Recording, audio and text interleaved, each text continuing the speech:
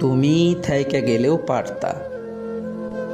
যদিও লাইফে তেমন কোনো চেঞ্জ আসে নাই আর, শুধু দাঁড়াইতে হয় না তোমার বারান্দার ঠিক নিচে।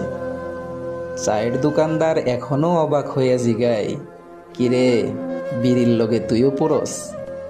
তুমি থাইকা গেলে হয়তো এসব হইতো না।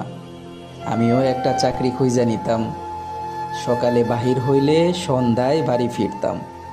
তখন হয়তো আমারই ভালোবাসতা, এখন যেমন বাসো অন্য কাউরে।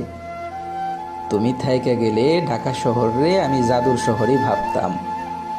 ঘণ্টাখানিকের জ্যামে দুতলা বাসে তোমার আমার গল্প শুইনা যেই লোক বিরক্ত হইতো, সেই লোক হয়তো এখনো খুঁজে আমাগরে।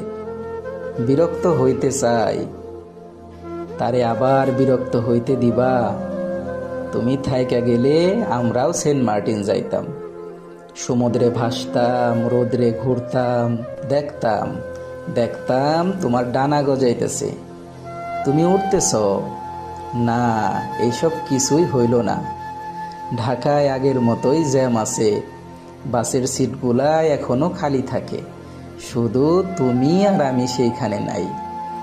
তোমার বারান্দার নিচে এখন শ্যাওলা জৈমা থাকে, পইরা থাকে বাদামের ল্যাংটা খোসা, উইরা যায় মাইশের বিড়ির ধোয়া, শুধু আমি আইসা দাঁড়াই না।